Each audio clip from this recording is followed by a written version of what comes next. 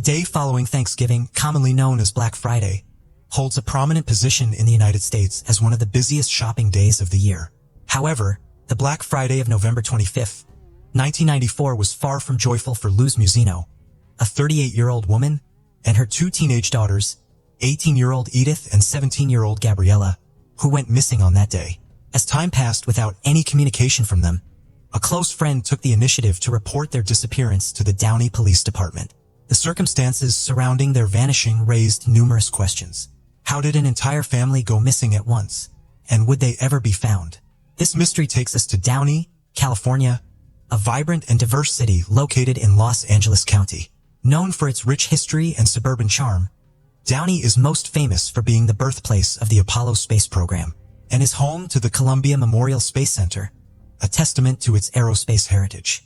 With a population of over 110,000 residents, Downey generally maintains a crime rate significantly lower than the national average, contributing to its reputation as a relatively safe community. Unfortunately, this did not prevent a heinous crime from occurring in 1994. In early December of that year, the Downey Police Department received a distressing call from an undisclosed concerned friend. This woman filed a missing persons report for her friend, 37-year-old Luz Maria Musino, and Luz Maria's teenage daughters, 18-year-old Edith and 17-year-old Gabriella. The trio had last been seen on November 25, 1994, the day after Thanksgiving, and their sudden disappearance raised significant concerns. On December 8, 1994, Detective John Lynch and his team from the Downey Police Department searched Luz's apartment, located on the 11,600 block of Old River School Road in Downey. Although the detectives found the residence empty, there were unsettling clues left behind.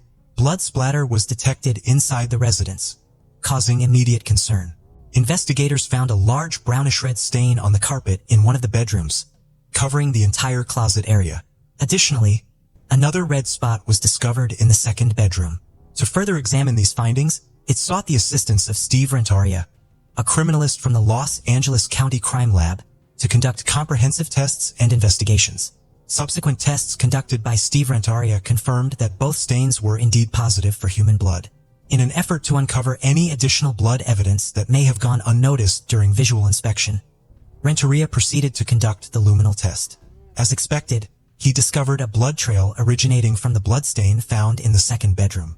Renteria believed it was likely that someone had bled to death, but without conducting further tests to determine the amount of blood required to create the pattern, he couldn't definitively provide the detectives with evidence. Meanwhile, the detectives faced their own challenges. In order to conduct a thorough investigation, they needed to delve into Luz's life. However, Luz and her daughters were undocumented illegal immigrants. Detective Lynch's primary suspect in the case was Luz's common-law husband, 39-year-old Estanislao Prado Gonzalez. As investigators delved deeper into the couple's history, they made a shocking discovery. Gonzalez was the father of Luz's twin children, a son named Carlos and a daughter named Raquel. However, their relationship had been tumultuous, leading to their separation when the twins were about a year old, approximately 3 years prior to their mysterious disappearance. In 1994, when the twins were around 4 years old, the couple decided to live together again. Troublingly, detectives uncovered that the family had moved into the rented apartment shortly before the disappearance.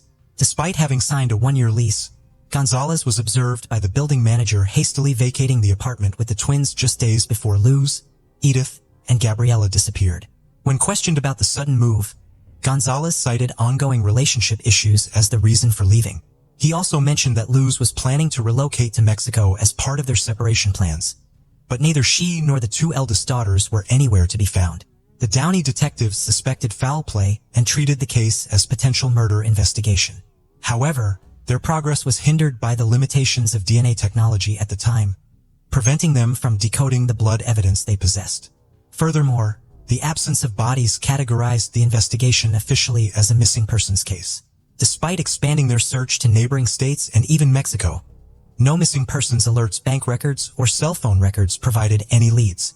The family doctor in Mexico also confirmed that he had not heard from Luz and Gonzalez for a considerable period. Additional information came to light when investigators contacted the manager of a costume shop where both Luz and Gonzalez had worked. The manager revealed that in 1994, Gonzalez had called to inform them about the family's relocation to Mexico and his intention to collect their paychecks. However, Gonzalez never followed through with this plan after being informed that Luz needed to personally retrieve her paycheck. In an attempt to locate Estanislo Gonzalez, investigators placed a vehicle hold at the Mexican border on a van registered under his name. Despite this measure, Gonzalez failed to appear. Despite their diligent efforts, the investigation eventually reached a dead end due to the lack of substantial evidence. Consequently, this case joined the ranks of many unsolved mysteries, leaving the truth unresolved. In 1999, Sergeant Jim Elsasser of the Downey Police Department decided to re-examine the perplexing Musino disappearance case as he approached retirement.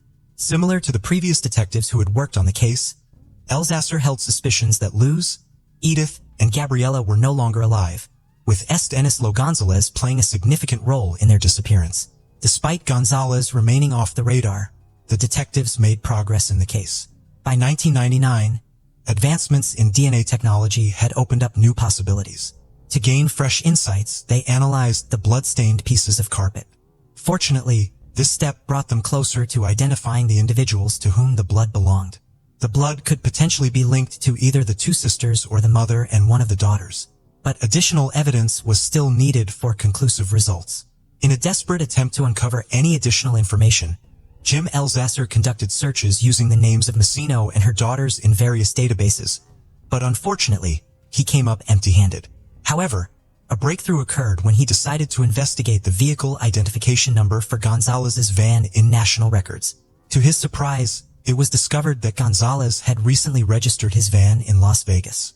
A call to the Las Vegas police confirmed that he was indeed residing in the city with the twins.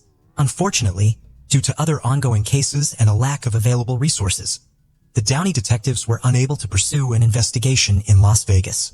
This was also because they still lacked direct evidence against Gonzalez, aside from their suspicions. In 2002, the case was revisited, this time by Downey Police Department officers Dwayne Cooper and Gil Toledo. Recognizing the importance of contacting Gonzalez, they reached out to the Las Vegas authorities and requested their assistance. With both agencies now involved, a dedicated team of detectives was assembled to work on the case. Detective Cooper and Toledo from Downey, along with Las Vegas police officers Linda Turner and Paul Woodshea, comprised the investigative team. Their thorough investigation confirmed that Estanislo Gonzalez and the twins were residing in a dilapidated trailer off Boulder Highway in Las Vegas. On February 6, 2003, Tablo traveled to Las Vegas accompanied by Officer Linda Turner and Paul Woodshea to visit the Gonzalez residence. However, the investigators were aware that they couldn't directly question Gonzalez about Luz, Edith, or Gabriela. Doing so might have startled him and potentially led to his escape with the children. Therefore, they needed to carefully strategize their approach to ensure the twins' safety and gather the necessary information.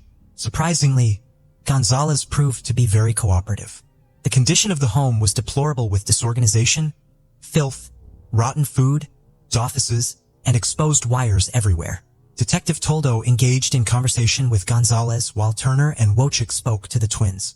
When Detective Gil Toledo inquired about the whereabouts of Gonzalez's children's mother, it caught him off guard. Nevertheless, he provided an explanation, stating that she had left them years ago. To maintain a sense of normalcy and avoid arousing suspicion, the investigators even commended Gonzalez for being a dedicated single father who actively cared for his children. Officers Linda Turner and Paul Woolch had a different experience during their interview with the twins. They immediately felt a connection with them, as the children appeared sweet and polite despite their living conditions. However, when questioned about their mother, they seemed to have no knowledge or information about her whereabouts, deepening the mystery surrounding her disappearance. Despite their strong desire to take the children into custody immediately, the officers couldn't risk compromising the murder case, so they left without them. Detectives in Las Vegas maintained surveillance on Gonzalez and wiretapped his cell phone. Cooper and Toledo paid a visit to Delia Gonzalez Mora, who resided near Jordan High School in South Los Angeles, in an attempt to gather information about the Musino case. Their hope was that Mora's contact with Gonzalez would shed some light on the situation. However, when questioned, Mora claimed to have no knowledge of Luz and her daughters. Interestingly, just moments after the detectives departed, Mora secretly made a call from a nearby payphone to inform her brother about the investigators' inquiries regarding him and Luz. Unbeknownst to her, the detectives were eavesdropping on the conversation. During the call, Mora offered to drive Gonzalez to Mexico. Concerned that Gonzalez might attempt to flee, The Las Vegas authorities swiftly took action to locate him. They eventually found him at the Boys and Girls Club, where he had gone to pick up his twins.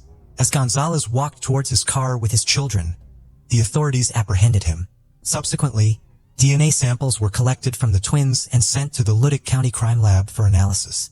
Criminalist Steve Ranteria conducted a comparison between these samples and the bloodstains found at the Musino residence. As a result, Hestinus Lo Gonzalez was promptly taken into custody, and the twins were placed under protective custody before being transitioned into foster care. It is worth mentioning that Gonzalez's reactions to questions about the Musino case were far from pleasant. Faced with his persistent denials during the interrogation, the detectives resorted to a strategic ruse. They falsely informed Gonzalez that they possessed his DNA, hoping to elicit a reaction. Interestingly, Gonzalez's hand gestures during the interrogation, resembling stabbing motions, raised suspicions. At that point in the investigation, no details regarding the murder method had been made public, making Gonzalez's gesture all the more intriguing. It suggested that he possessed knowledge that only someone closely involved in the crime would have. Despite the mounting suspicions, Gonzalez continued to deny any involvement in the murders of Lowe's and her daughters. However, the detectives were adamant that he would not be allowed to return home. On May 1, 2003, Estanislao Gonzalez, who was 48 years old at the time, was taken into custody under suspicion of committing a triple homicide that had taken place sometime between November 26 and December 4, 1994. Gonzalez's sister, Maura, was also arrested on suspicion of murder, but the Los Angeles County District Attorney concluded that there was insufficient evidence to press charges against her, resulting in her release from custody. Initially, Estanislao Gonzalez pleaded not guilty to the charges. However, as the trial day drew near, he had a change of heart. Given that this was a capital punishment case, Gonzalez's defense attorney, Jennifer Friedman, initiated discussions with the district attorney's office. Gonzalez expressed his desire to confess to the crimes in order to avoid the death penalty. Friedman later stated that her client entered into the plea agreement out of love for his children. Eventually, a plea deal was reached, and Gonzalez admitted to the 3 murders in a concise one-page statement. As part of the agreement, he was not required to provide specific details about how he committed the murders, but he was obligated to disclose the locations where the victims were disposed of. Gonzalez revealed that he had discarded the bodies of Luz Maria Musino and her daughters in the Nevada desert after killing them. His confession aligned with the police records of the discovery of 3 unidentified female bodies, referred to as Jane Does, back in 1996. On May 26, 1996, a disturbing find was made in an area near Hollywood Boulevard, just outside Las Vegas, when a group of children walking the dog stumbled upon the naked remains of a woman next to a ditch. Local authorities were immediately notified, and to their horror, they uncovered 2 more bodies. Autopsies conducted on the victims revealed that the oldest female was estimated to be between 35 and 50 years old, while the other 2 women were believed to be between 25 and 35 years of age. Tragically, 2 of the women met their demise through strangulation, while the 3rd victim tragically succumbed to suffocation and also suffered a fractured skull. The investigators faced immense difficulty in uncovering any evidence that could help establish the identities of these victims. It is a heart-wrenching reality that Las Vegas served as a common destination for individuals involved in the sex trade from various parts of the world. Due to the lack of identification, these unfortunate deceased women were often referred to as Hollywood Jane Does, a name that implied their potential involvement in sex work. However, following Gonzalez's confession, dental and bone samples from the Jane Does were meticulously examined, ultimately confirming that the remains belonged to Luz Musino and her daughters, Edith and Gabriella. On June 21, 2004, Estanislao Gonzalez faced sentencing for the heinous crimes he had committed. The court handed down 3 consecutive life sentences to him, ensuring that he would never have the possibility of parole. Cornelius Hodges was born June 2, 1986. When he was 2 years old, he became sick and suffered from kidney failure and had 1 kidney removed. This led to him having developmental disabilities, but despite all this, he grew up to be 6 feet and 3 inches tall and graduated high school. He then moved into his own apartment in downtown Omaha, Nebraska. He had his own car, but he preferred to walk or ride his bike. His parents, Diane and Kenny, described him as quiet, kind, and said that he often kept to himself. On October 24, 2016, 30-year-old Cornelius had spent the weekend at his parents' home around 41st and Ohio Streets in Omaha. He and his mother had gone to the movies and then went home.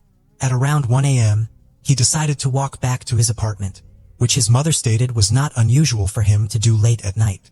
His apartment was 3 miles away from her home. The next morning, his mother called him to make sure he got home okay, but did not get an answer. She repeatedly called him, and by that evening, she decided to go to his apartment to look for him. When she arrived, she said it was clear that he had not made it home the night before. She then filed a missing persons report that evening, and his family began searching for him. Nearly a week later, on October 30th, a body was found behind a house underneath a vehicle near 30th and Hamilton Street, just blocks from his mother's home. The body was badly decomposed, and the residents who called the police initially thought it was a Halloween prank.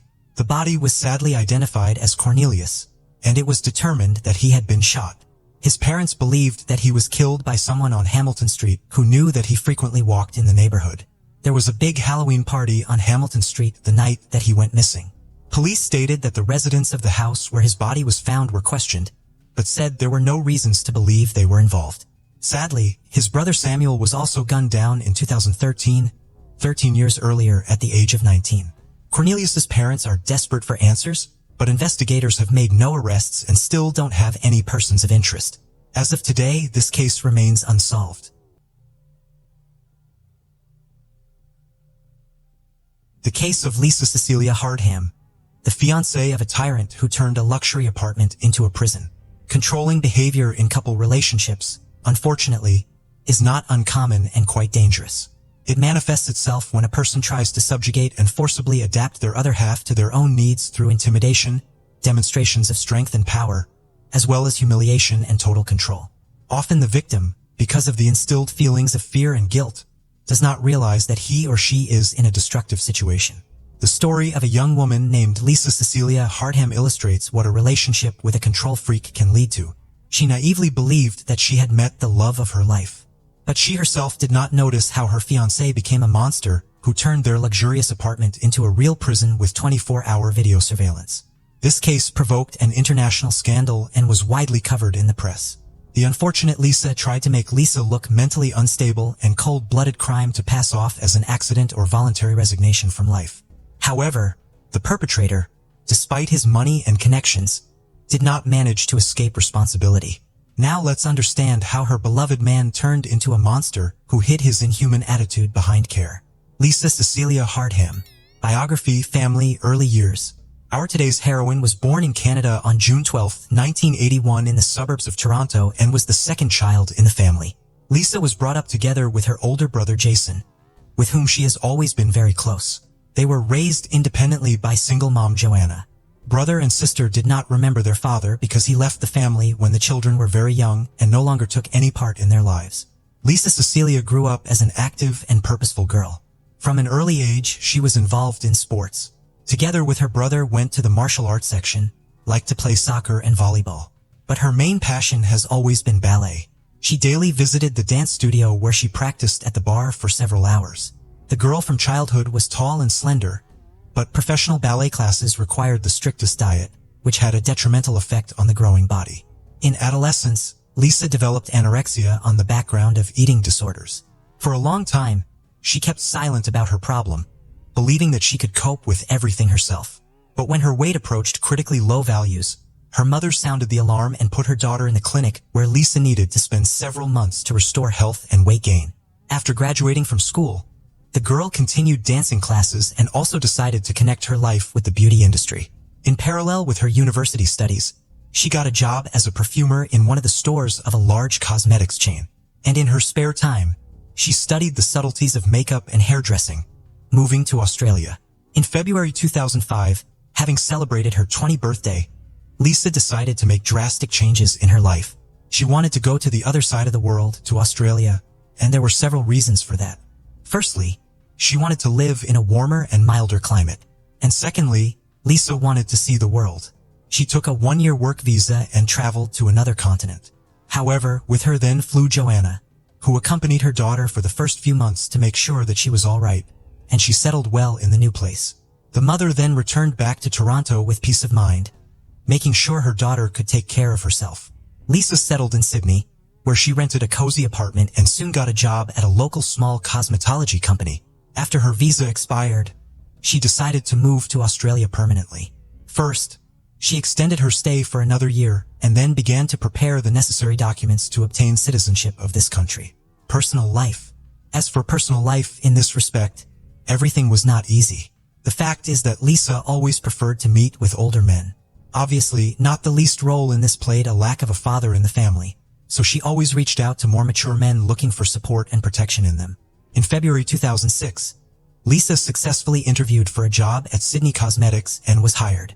She soon began in a romantic relationship with a coworker who was almost twice her age. A few months later, they decided to start living together, and Lisa moved into the apartment of her lover. And after a couple more months, the girl introduced her boyfriend to her mom and brother, and they approved her choice. The couple traveled a lot around the world, rested in the Seychelles in Paris, and also visited the famous carnival in Rio de Janeiro. The man even made Lisa a marriage proposal, which she gladly accepted. But about a year after the engagement, the lovers broke up. Lisa did not go into detail about the reasons for this decision, but hinted that too great a difference in age, however, played in this not the least role. In 2010, Lisa graduated from the Sydney College of Stylists and got a job as a hairdresser in a popular beauty salon, where she quickly won the respect of colleagues and the trust of customers.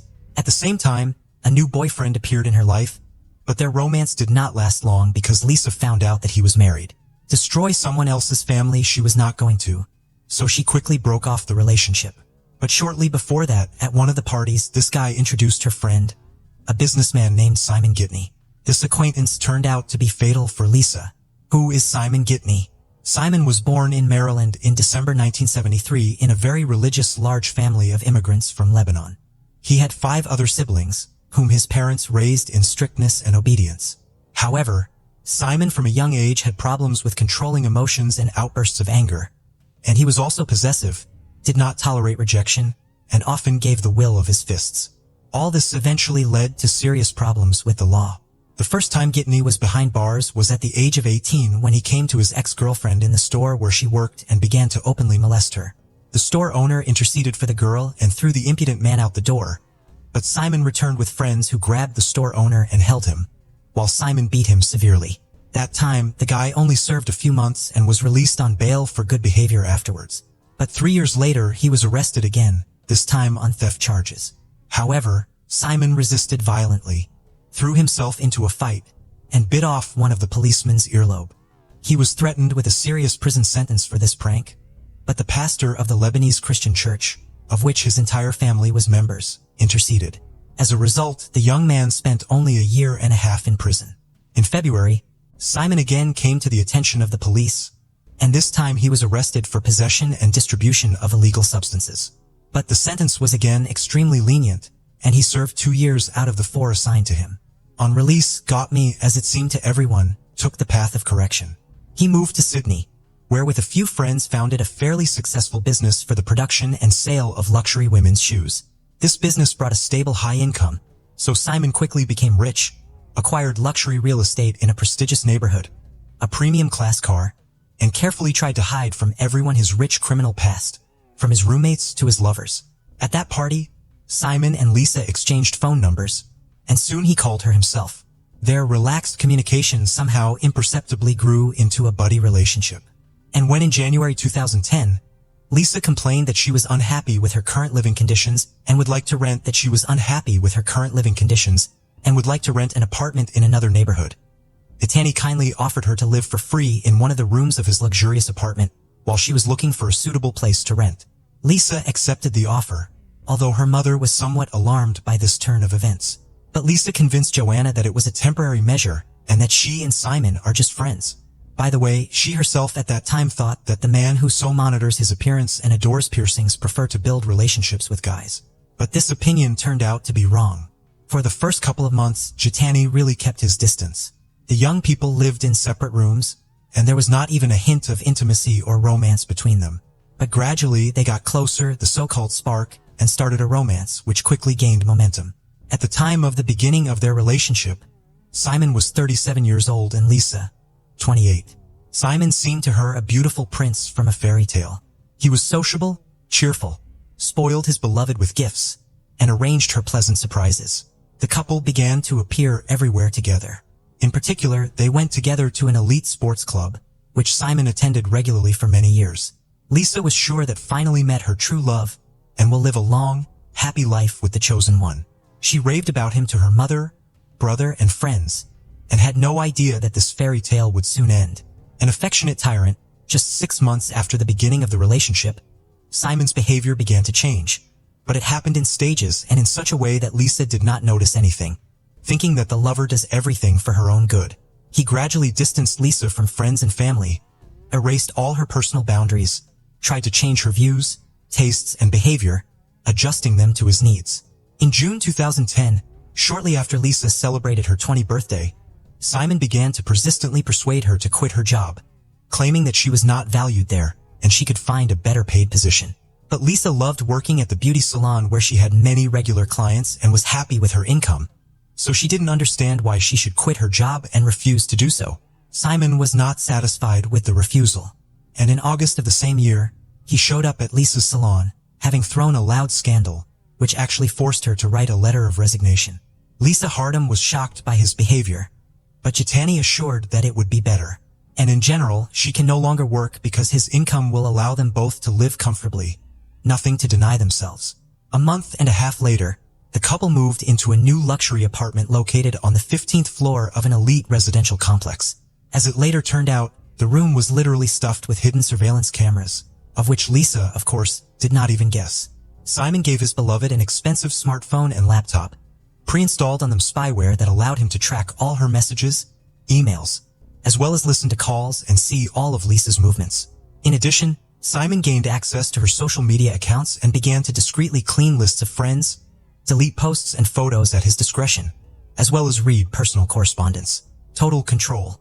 Katani's control over Lisa increased day by day, but as an experienced manipulator, he made it look as if his girlfriend wanted to do as he told her.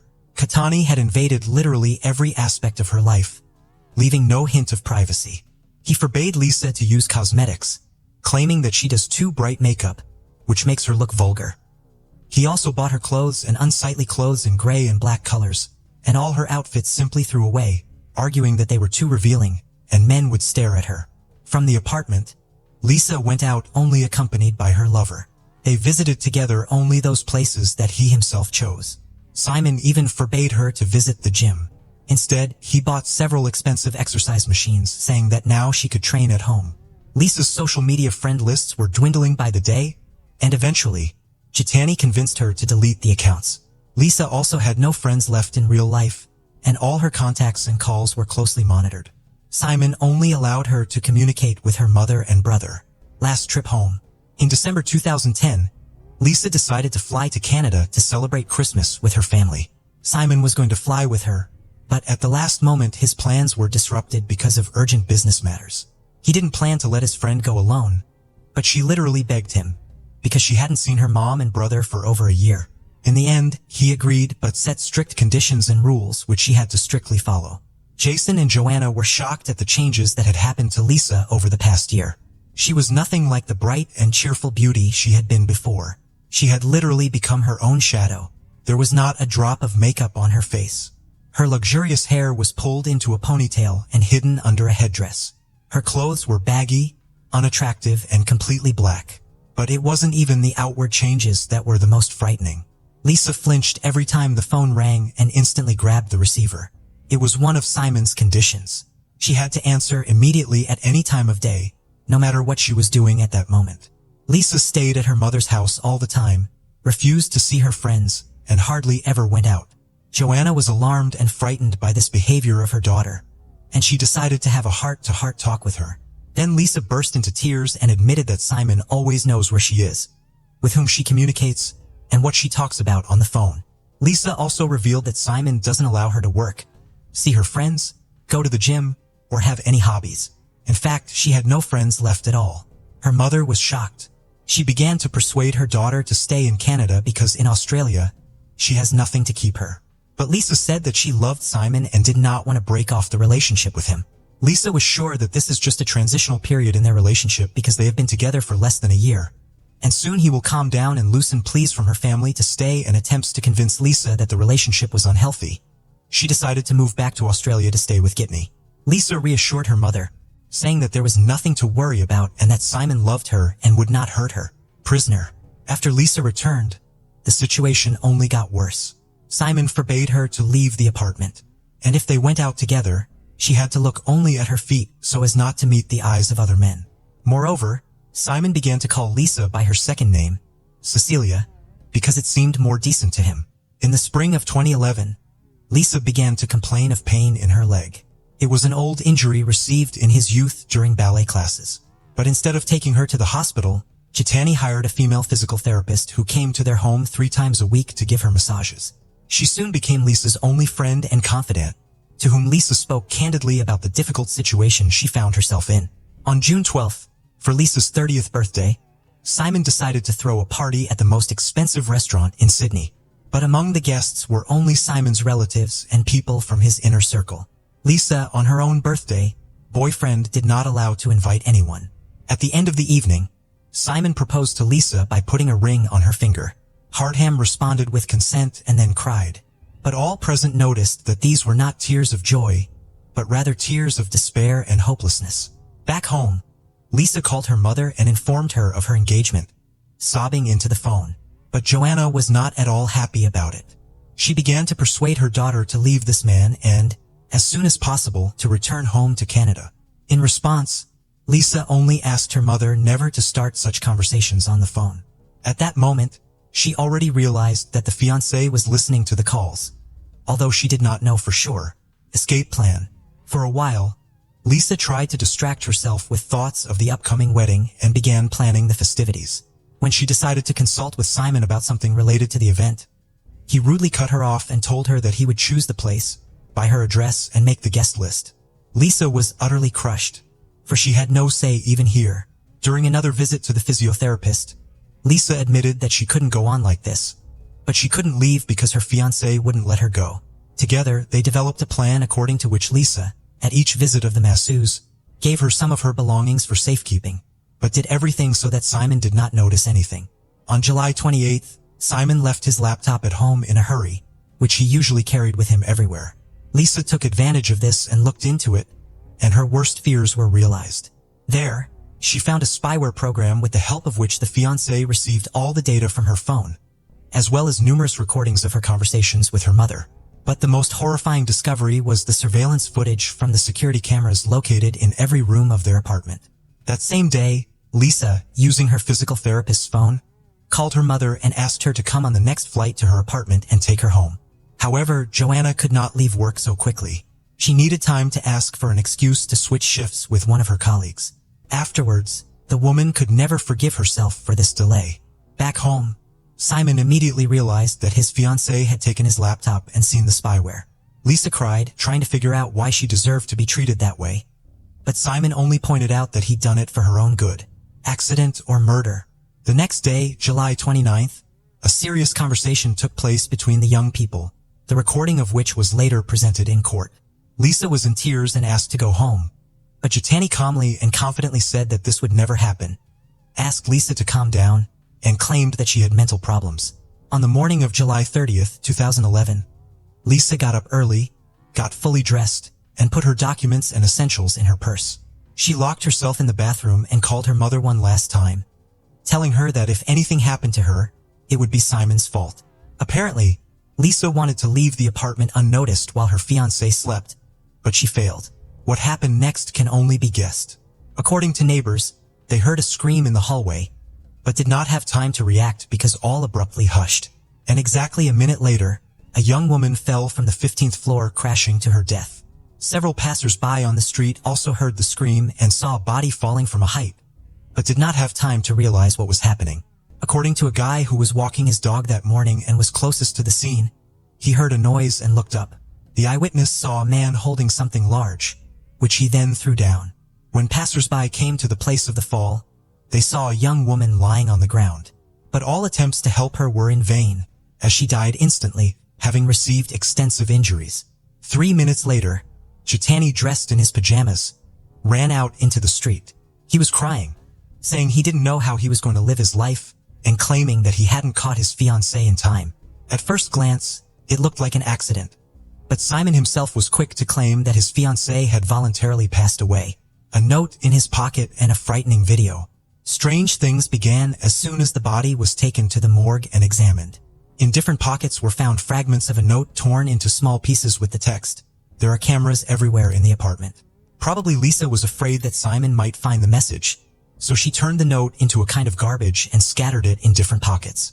A check showed that there were indeed a lot of cameras in the apartment, but the hard disk with recordings could not be found, and Simon claimed that there was no video recording at all. A surveillance camera in the communal hallway, on the other hand, captured something frightening. The short clip shows Lisa running out of the apartment and calling for help, but her fiancé grabs her from behind, covers her mouth, and drags her back in. This happened a minute before she fell off the balcony, and it was the scream that the neighbors heard. And Jitani's laptop was found to contain a recording of a conversation he and Lisa had the night before the tragedy, as well as spyware that Simon used to spy on his fiancée. According to Simon, he and Lisa had an argument that morning, and she became hysterical. She ran out into the hallway screaming, but he brought her back because he didn't want to put on a show for the neighbors. In the apartment, he picked up the phone to call her mother, but Lisa ran out to the balcony at that moment and threw herself down, and he ran after her but did not catch her in time. He claimed that she had threatened to take her own life before, but he didn't take her words seriously. But Jitani attributed the spy program to his concern for his fiancée's safety.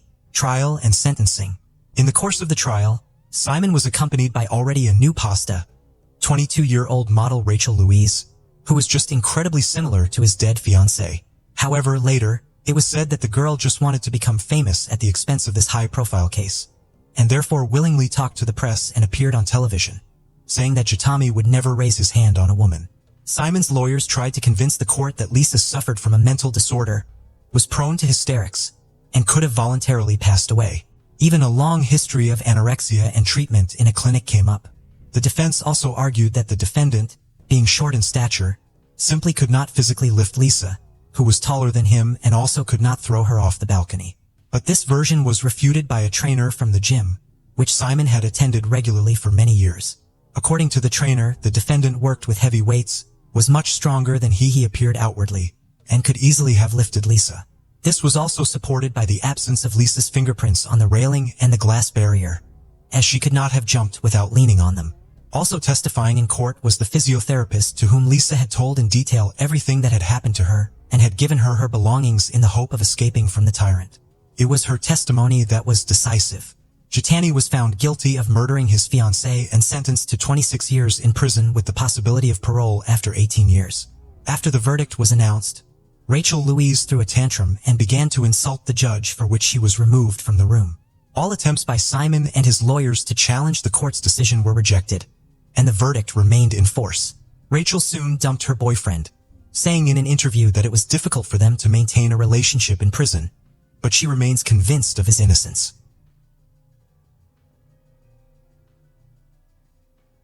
The case of Jassi and Mithu.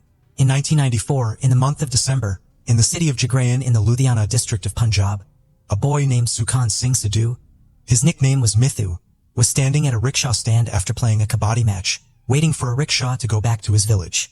He had some friends with him who had come to support him during the match and to boost his morale. During that time in Punjab, there were some rickshaws like the ones you're seeing on your screen now. Kabaddi is a sport played between two teams in Punjab, where each player demonstrates their strength and smartness. Since Mithu was the #1 kabaddi player in his village, he was quite attractive and powerful. The rickshaw hadn't arrived at the stand yet, so Mithu and his friends were joking around. Suddenly, they noticed 3 women walking towards the rickshaw stand from the opposite road. As these 3 women approached, Mithu and his friends noticed that 2 of them were older, while the third one accompanying them was a very beautiful young girl. When the rickshaw arrived at the stand, all passengers got in, and the beautiful girl sat on the back seat while Mithu stood behind the rickshaw. During this journey, Mithu noticed that the girl kept looking at him repeatedly, and his friends also noticed this. However, Mithu couldn't talk to the girl. As soon as she arrived in her village, she got off the rickshaw with her family. Once again, she looked towards Mithu, and for the first time, their eyes met. Besides, she smiled when she looked at Mithu, and in response, Mithu also smiled. Then, both of them went their separate ways. When Mithu started doing some other work after reaching home, he heard a girl's voice screaming, "Please help! I need help!"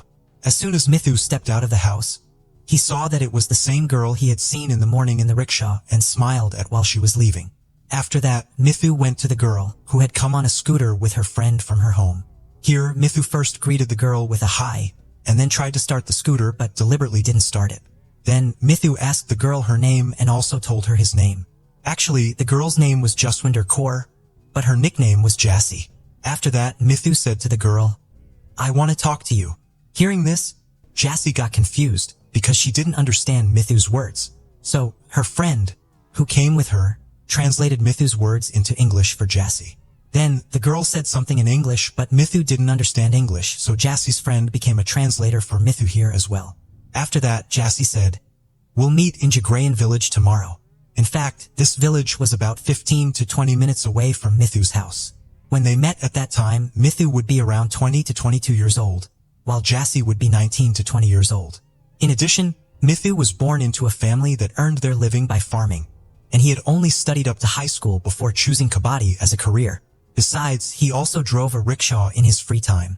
The next day, Mithu gets ready and reaches the village of Jagrayan. And then, after some time, Jassy also arrives there. For some time, they talk to each other. In the meantime, Jassy tells Mithu that she lives with her family in Canada and has come to spend the winter vacation at her maternal grandparents' house in India.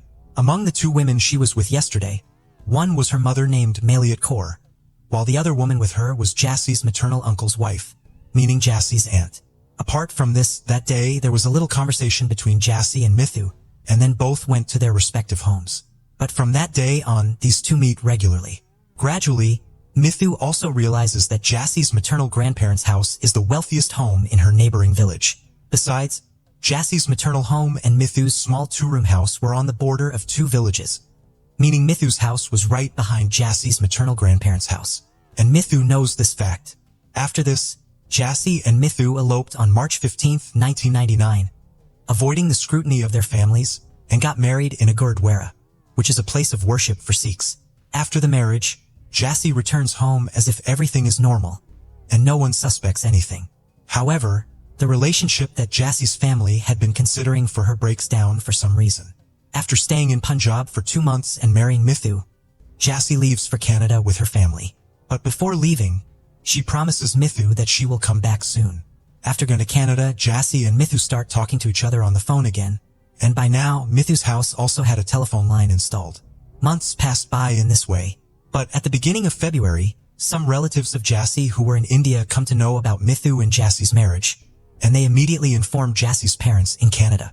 After this, their love story takes a sharp turn. From this point, Mithu's parents start pressuring him, while on the other hand, Jassy's mother and uncle begin pressuring her to break the marriage. However, neither Mithu agrees to it, nor does Jassy consent to breaking the marriage. Although Mithu is tempted by money, and Jassy is tempted by expensive things, cars, and the lure of a luxurious lifestyle, neither of them is willing to break the marriage. One day, Jassy's mother brought documents for Jassy to sign so that Mithu could come to Canada. Jassy signed them all, unaware that the documents claimed Mithu had forced her into marriage and assaulted her. Later, Jassy came to Canada with her family. In reality, after Jassy signs this document, her family members send it to the Punjab police in India. And based on it, an FIR, First Information Report, is registered against Mithu for abduction, forced marriage, illegal weapons possession, etc., and he is also arrested. After the arrest, Mithu is brutally beaten in jail and stays there for several months. Meanwhile, when Jassy fails to receive any response to Mithu's letters and is unable to contact him over the phone, she finally learns from a friend that Mithu had been jailed on charges of abduction, forced marriage, and other offenses. Here, Jassy discovers that her mother, Maliat Kaur, had deceived her by obtaining her signature and implicating Mithu, causing significant difficulties for his family and friends. Furthermore, the Punjab police have arrested Mithu's family members from his home and imprisoned them as well. Then, a few days later, Mithu talks to Jassy, where he says to her, "If you wanted to divorce Jassy, you could have just asked me. We got married with your consent, so why did you falsely accuse me?" After this, Jassy tells Mithu the whole story of how her mother and uncle got her to sign the wrong paper deceitfully. But now in Canada, Jassy was kept confined in her own home by her mother and uncle. Then, one day, Jassy gets an opportunity and successfully manages to come to India with the help of the Royal Canadian Mounted Police, RCMP. She then comes to India and testifies in court that Mithu, his family, and his friends are all innocent. I married Mithu of my own free will. After this statement, everyone, including Mithu, is released from jail. Then Jassi stays in India for some time. This time, Jassi tells Mithu that she will never go back to Canada again. It is said that along with the police, Jassi's father and brother also helped her escape from home. Jassi had come to India and started living with her husband. But both of them also knew that Jassi's family members would not remain silent. That's why, as soon as Jassi arrives in India, Mithu takes her away from home, and they start living in hiding. Mithu took Jassi to her hometown in June 2000 while they were living at their home. Meanwhile, on June 12th, Mithu's family had organized a party in their village for Mithu and Jassi's wedding. So, on June 8th, Jassi tells Mithu that she wants to go shopping. Initially, Mithu refuses because he knew there was still danger, so leaving the house wasn't right. But then, when Jassi sits at home upset, Mithu also feels maybe he did wrong. Jassi left her home in Canada to be with him, and he couldn't even take her shopping. After that, they both leave for the market in the afternoon. Takes them a bit longer to return home. So, by the time they get back, it's already evening, and the sun has set. Because of this, Mithu's family starts worrying about both of them. A while later, Mithu's family begins searching for them. However, during the search, they receive devastating news that shakes Mithu's family to the core. They find out that Mithu is in a very serious condition, admitted to the hospital, while there's no trace of Jassi. When Mithu's family members rush to the hospital, they find out that Mithu's condition is extremely serious, and he is unconscious. Jassi is not there. Then, after several hours, when Mithu regains consciousness, he first inquires about Jassi. Only then do they inform Mithu about Jassi. A few days later, when Mithu recovers, he explains the reason behind his condition. Mithu says that after reaching the market, Jassi did a lot of shopping, and then they both also had coffee together. Later, as they started returning home from the market, their scooter stopped on its own 3 or 4 times. Twice, he sought help from a mechanic, and once he encountered his friend on the way. However, when the scooter started for the 3rd time, they noticed that they were being followed by 2 people on another scooter. After following the scooter riders for some time, they went ahead. But as soon as Mithu turned towards his village, he saw a car in front of him. At first, he saw from a distance that there was no one near the car. But as soon as he approached the car, suddenly, 5 to 6 men came out and stood in front of the scooter. One of them even attacked them, which caused blood to start oozing from Jassi's head. After that, Mithu held Jassi and started fighting back against those thugs. But then, one thug also attacked Mithu's head with a large rod from a nearby road. After that, Mithu became unconscious, and those thugs kept beating Mithu. Finally, thinking he was dead, they threw him into the nearby drain. A few hours later, late at night, some laborers passing by noticed Mithu lying there, and they picked him up and took him to the hospital. After learning this story, everyone sets out to find Jassi. This information is also given to the police, and now the police also begin to search for Jassi. After filing cases of assault and abduction against unknown criminals, the next day, on June 9th, Jassi is found, but she was not alive. In fact, Jassi had also been murdered and thrown into a canal, which was 45 kilometers away from her hometown. When Jassi's body is retrieved from there, it is discovered that someone had brutally strangled her to death. Additionally, Jassi's body bore dozens of deep wounds, indicating that she had been tortured cruelly before dying. When Jassi's body is found, the Punjab police also contacts Jassi's family. However, Jassi's mother, Maliat Kaur, and uncle, Surjit Singh, both deny recognizing the deceased as Jassi. But Mithu and his family, along with Jassi's father and brother, confirmed that the body is indeed Jassi's. Now, the key question was, who had inflicted such a severe beating on Mithu, and who had brutally murdered Jassi? After Jassi's body was found, the charge of murder was added to the case, and the police embarked on the search for the criminals. During the search, the police managed to apprehend several major criminals in the vicinity based on suspicion. The police were so alert because although Jassi was Mithu's wife, she was actually a Canadian citizen. In the case of Jassi's death, suspicions quickly arose among certain individuals, and the police soon discovered who was involved in Jassi's murder. When the police rigorously interrogated these individuals, some criminals confessed to having committed Jassi's murder themselves and admitted to brutally beating Mithu as well. However, the question remains, who instigated all of this? During the investigation, when the names of certain individuals come up, nobody trusts anyone. Anil Kumar, a gangster involved in this incident, implicates Inspector Joginder Singh of the Punjab police, claiming that he had given him a contract to kill Mithu a few days earlier. Now, the police immediately start searching for Inspector Joginder Singh and manage to arrest him shortly after. When questioned by the police, Joginder Singh explains that he carried out the murder because he received a phone call from Darshan Singh, Jassie's other uncle who resides in Punjab. Darshan Singh promised him 3 lakh rupees to kill Mithu. Now, the police ask Anil Kumar why he killed Jassie when he was given the contract to kill Mithu. Upon revealing the truth, Anil Kumar and his accomplice leave everyone astonished. Anil Kumar explains that after beating Mithu, they thought he was dead, so they threw him into the nearby drain. Then, following Darshan Singh's orders, they took Jassie to an empty farmhouse. As soon as Jassie regains consciousness upon entering the farmhouse, she begins to search for Mithu.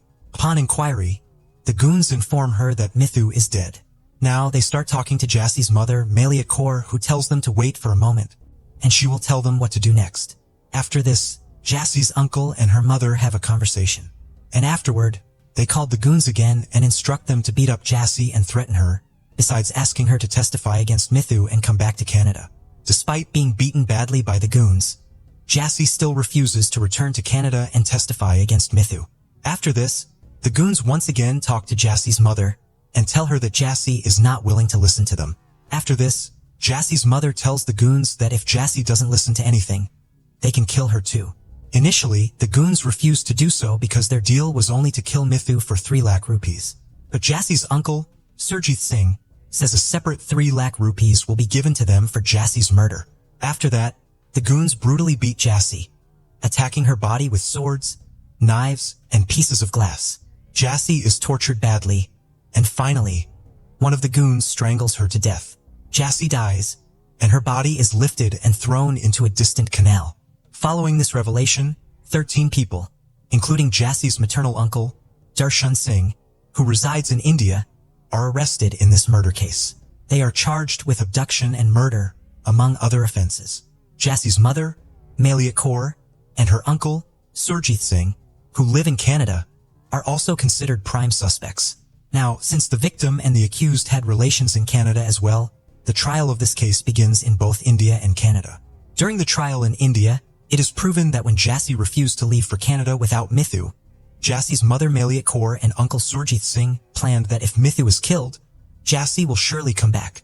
After this, Surjit Singh contacts his brother Darshan Singh in India and assigns him the task of getting Mithu killed. Afterward, he contacts Inspector Joginder Singh of the Punjab police and seeks his assistance in this matter. Following this, Inspector Joginder Singh arranges a meeting between Darshan Singh and a contract killer named Anil Varma. Subsequently, Anil, along with his gang, executes this incident. After a lengthy trial on October 21, 2005, the Sangarur court sentences 11 out of 12 people as guilty. Among the convicted individuals are Jassie's other maternal uncle Darshan Singh, Police Inspector Joginder Singh, and contract killer Anil Varma. However, as time progresses, these individuals challenge the verdict of the lower court in the Punjab and Haryana High Court, where almost all the accused are granted bail one by one. In the end, only Jassie's other maternal uncle Darshan Singh, Inspector Joginder Singh, and contract killer Anil Kumar are deemed guilty and sentenced to imprisonment. However, all the convicted individuals challenged this decision of the High Court in the Supreme Court. Subsequently, proceedings begin here as well. And on April 16, 2015, Darshan Singh is acquitted and discharged. However, the rest of the defendants do not receive relief from here, and their sentence remains upheld. Apart from this, before delving into what happens in the courts of Canada, let's take a step back in the case. Due to being severely injured in the attack, Mithu remains hospitalized for a long time. While staying in the hospital, Jassie's final rites are also performed. However, as soon as Mithu recovers and returns home from the hospital, a series of 7 cases are filed against him one after another. There were some cases of illegal weapon possession with allegations of drug selling against Mithu, and pressure is also built by the police and Jassie's relatives to retract his statement and end the case. However, Mithu doesn't yield to anyone's persuasion and continues with the case. Meanwhile, in February 2004, a woman accused Mithu of rape. Upon these allegations, Mithu is immediately arrested and sentenced to Ludhiana Central Jail. Mithu stays in this jail for the next 4 years. But after 4 years, it is proven in court that the woman who accused Mithu of rape had connections with Jassie's maternal family, and she falsely accused Mithu for money. After this revelation, Mithu is released from jail after serving 4 years. However, despite this, there were still some cases pending against Mithu, and he continued to have dealings with the jail during this time.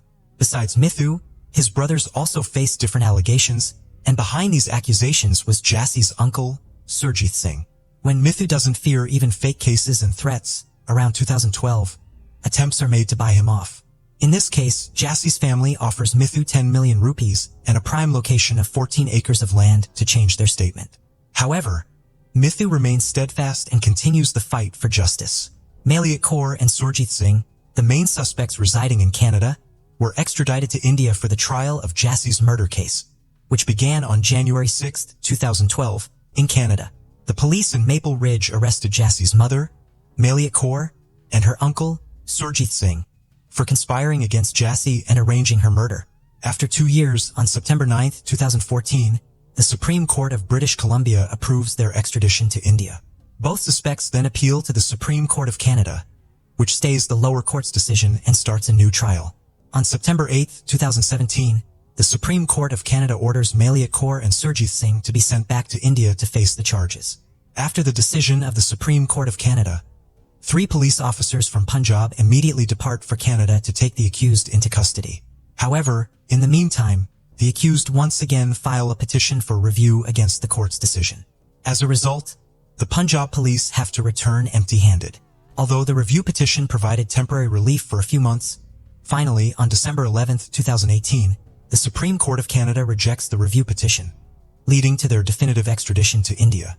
After the completion of legal formalities, both accused were repatriated to India by Canadian authorities on January 24, 2019. Upon arrival in Delhi, they were immediately arrested and transported to Punjab. They appeared in court the next day, granted a 4-day remand, then sent to Kapurthala jail as the trial commenced in Sangarur court. A total of 23 witnesses are presented by the Punjab police. And in addition to this, the call details of Jassie's mother and uncle are also submitted as evidence in court. From the call details, it is revealed that Jassie's mother and uncle had spoken on the phone a total of 266 times with the goons before and on the day of Jassie's murder. Mithu waits patiently while Jassie's family endures the prolonged delay of justice over the past 23 years. The Punjab police have received praise, but Mithu's quest for Jassie's justice remains unmet. The case of the Kyoto Animation Studio massacre. On the morning of July 18, 2019, thousands of Japanese people in the city of Kyoto were surprised in the middle of their usual morning activities by a very unusual event. That morning, out of nowhere, the entire city could hear the sound of multiple ambulances and fire trucks racing through Kyoto with their sirens blaring, startling the entire population. Most Japanese who witnessed the massive mobilization of ambulances and patrols couldn't help but wonder what could be the cause of this, while simultaneously thinking that whatever it was, it had to be something serious because all these vehicles seemed to be heading to the same location, disregarding the usual heavy traffic in Kyoto mid-morning, causing all cars and bicycles on the road to give way to the authorities. By 11 a.m. on this summer morning, it became apparent to the population that indeed all this professional equipment was heading to the same building. Emergency services had received multiple calls reporting an explosion heard around 10:30 in the morning, and the worst part was that the building was reported to be engulfed in flames. As the fire quickly spread throughout the first floor, most of the people inside couldn't escape the flames. This place was an office complex belonging to the company Kyoto Animation, an animation studio founded in 1981 that had produced various anime and manga novels of all kinds. Throughout its history, it has released great works that have captivated both Japanese and international audiences due to its high production standards. Alerted by the calls they had received, which evidenced the severity of the situation, the emergency services instructed all available personnel to arrive at the scene as quickly as possible. When they arrived at the building, the situation looked much worse than expected. Several neighbors who lived nearby were observing the scene from what they thought was a safe distance, while they waited for the firefighters and paramedics. The scene of the fire was, to put it mildly, disheartening. The flames enveloped the entire building and leaked out of the windows, creating long tongues of fire that immediately hindered the efforts of the firefighters trying to contain the fire and rescue those who were still trapped inside what had become a deadly concrete trap. The police officers began to instruct the neighbors to move further away from the scene. As in many cases of fires and explosions, there was a significant possibility that the building could collapse. According to reports at the time, there were 73 company employees working there at the moment of the fire. From the moment they set foot on the street, the paramedics knew they had a lot of work to do because even the employees who had managed to escape the offices were now at the foot of the burning building, seriously injured, some unable to move or unconscious. Most of them had suffered terrible injuries and cuts while trying to exit the building. The most terrible part was that most of them had severe third-degree burns. These are classified as such because they affect the deepest layers of the skin and require immediate medical attention as they have a high risk of infection. Additionally, when a person has these burns in multiple parts of their body or almost entirely, as was the case with some of these studio workers, the chances of losing their life are very high. For this reason, it was crucial that the workers receive timely treatment. So emergency doctors began to separate the injured according to the severity of their injuries, in order to assist those who needed urgent medical help. This way, the most affected individuals began to be stabilized before being transported to the hospital by ambulance. At this point, the number of severely injured people was so high that more than 30 ambulances had to be mobilized in total to transport the victims of the supposed accident.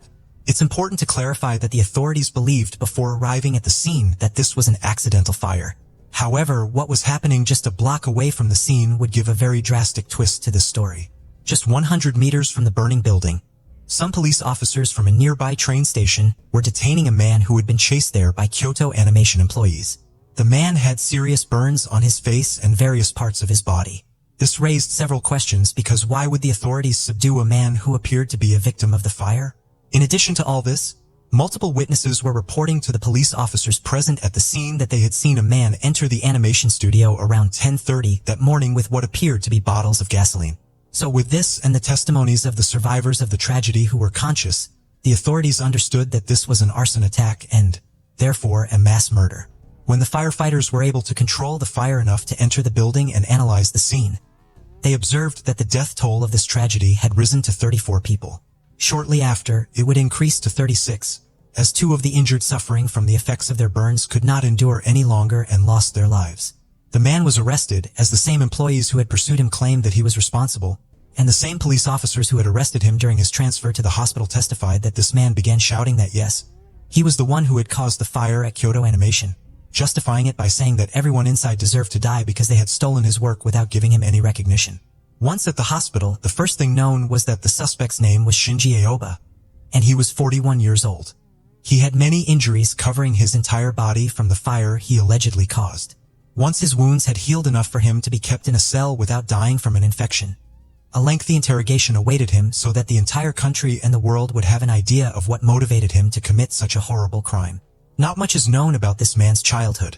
As his parents were born in a small village, Shinji's maternal grandfather was an honorable man who had taken on 2 jobs simultaneously to support his family.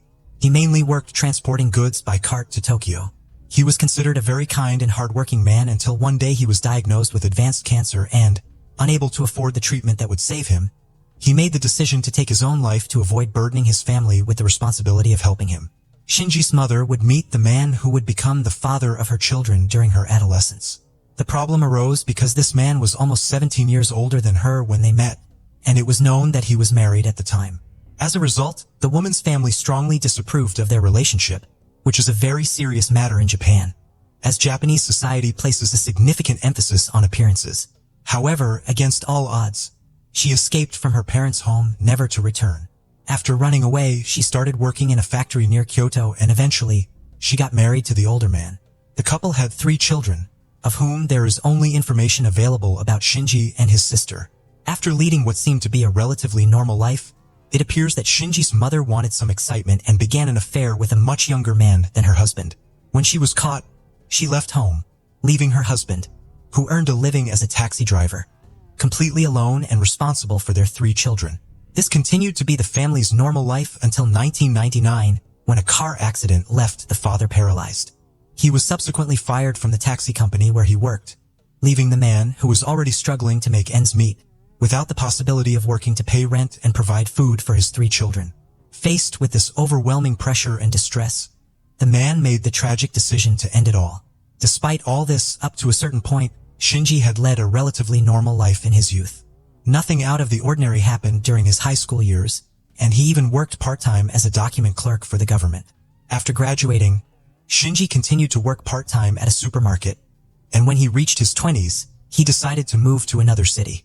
Everything seemed to be going relatively well until his mother's disappearance and his father's death, which slowly caused his life to crumble. The young man increasingly lacked motivation to move forward, and just when he thought things couldn't get any worse, life dealt him another blow.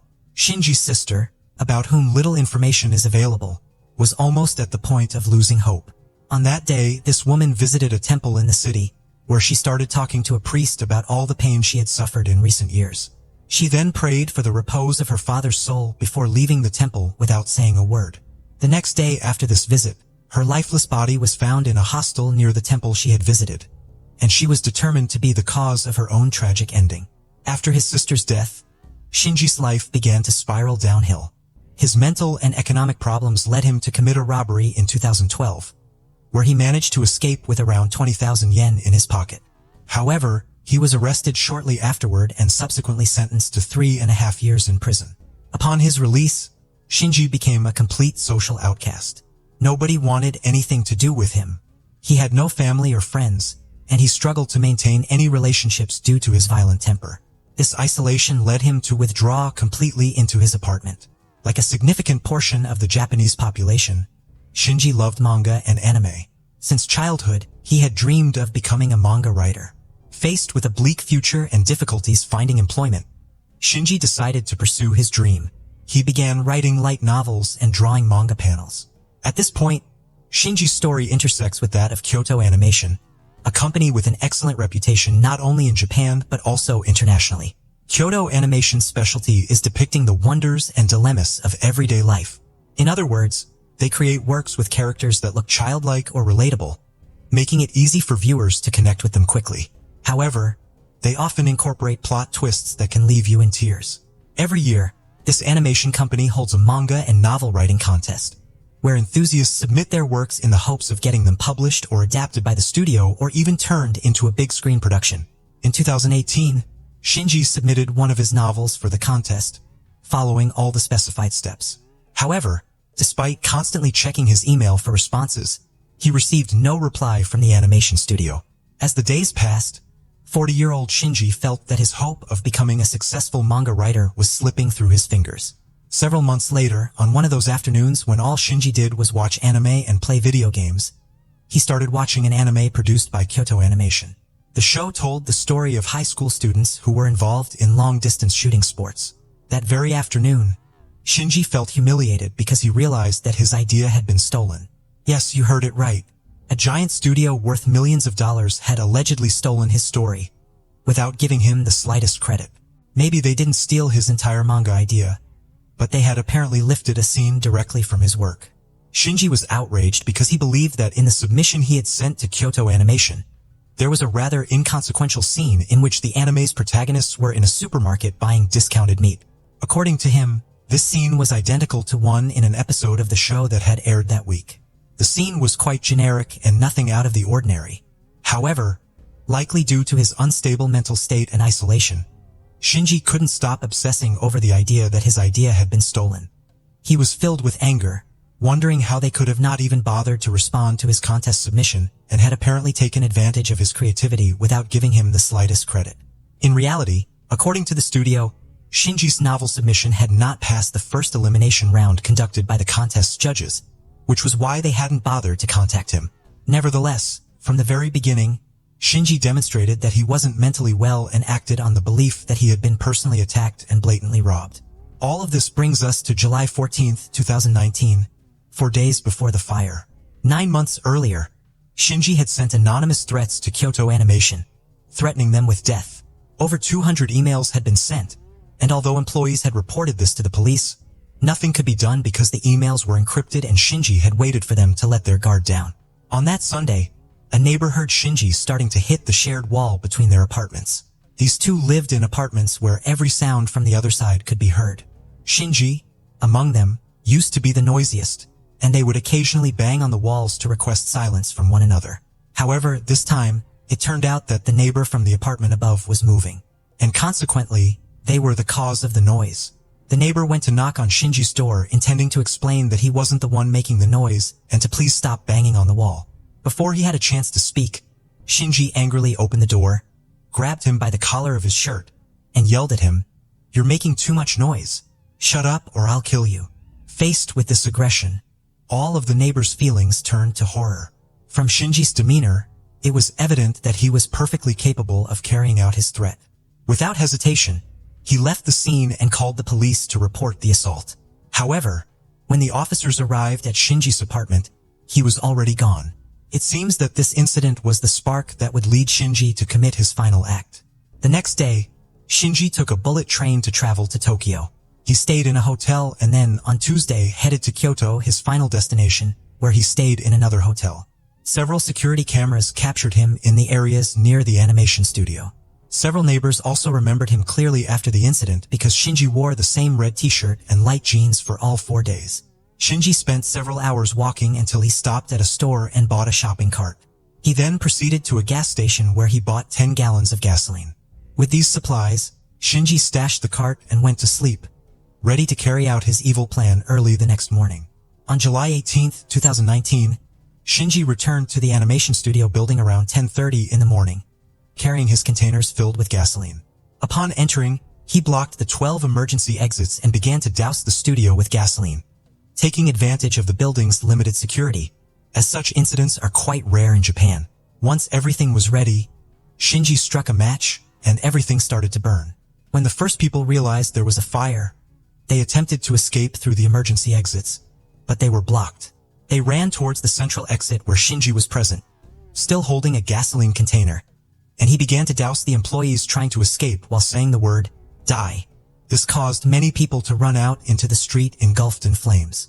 In just a moment, smoke had already reached the second floor of the building, and for those inside, it was too late to evacuate without suffering injuries.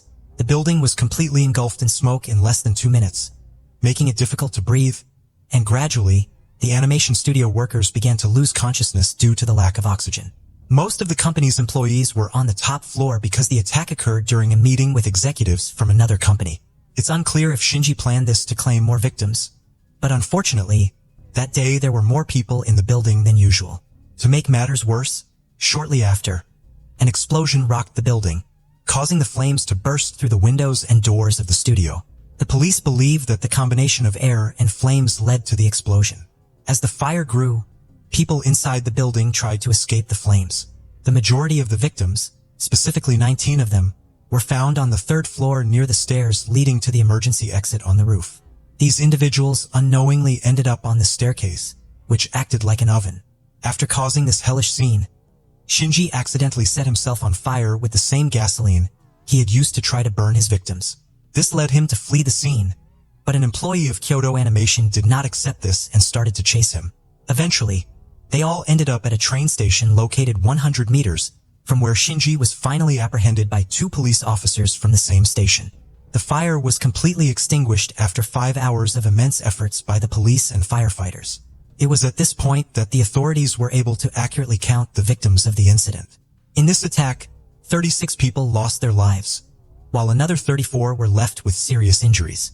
Of the deceased, 28 died from carbon monoxide poisoning, 6 succumbed to their burns, and 2 passed away while receiving medical treatment at the hospital.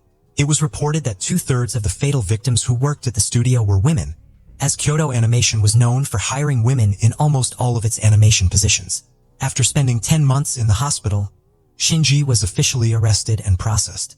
There were concerns about his physical health, and questions arose as to whether he would be physically capable of enduring the lengthy trial schedule ahead of him. His hospital treatment had taken so long because he had suffered burns on 90% of his body. In such cases, skin donors are crucial, but the Japanese authorities correctly prioritized obtaining donors for the victims. As for Shinji, he had no other option but to accept artificial skin, becoming the first person to undergo such a significant surgery of this kind without using real skin transplants. The judicial processes in Japan are known to be slow, as they usually involve multiple stages before a clear conviction is obtained. Since the trials for Shinji began, he underwent numerous psychiatric and psychological evaluations to determine if he was mentally healthy at the time of the crime. The results were somewhat mixed because, on one hand, it was clear that Shinji's brain did not function normally, but on the other hand, he was aware of what he was doing, making it difficult to predict what sentence he would receive. The decision had to be something between the death penalty and life imprisonment. The world was deeply affected by this crime, especially the animation industry. After the fire, an American anime licensor launched a successful GoFundMe campaign with a goal of $750,000 to assist the studio and the victims' families. In less than 24 hours, they raised over $1 million for this purpose. Even the then Prime Minister of Japan expressed condolences to the families, a figure many may recognize as he was assassinated a couple of years later. The president of Kyoto Animation mentioned that he did not plan to rebuild the studio in the same location as it would be traumatic and bring bad memories for the employees. Instead, he considered demolishing the remains of the studio to create a park with a monument dedicated to the staff and the local community. Today, most of Kyoto Animation's employees have returned to work, this time in the company's second studio. One of these employees is a veteran manga artist who has been working at Kyoto Animation since the 1980s. He returned to work after the incident, having recovered from the injuries he sustained. He mentioned that he feels better when he is working than resting. He also expressed his intention to make his future work a tribute to those who perished. Another significant detail worth mentioning is that, as a result of this tragedy, Japan decided to implement a new law. It requires citizens to present identification and provide reasons for their gasoline purchases when buying it in lighters or containers.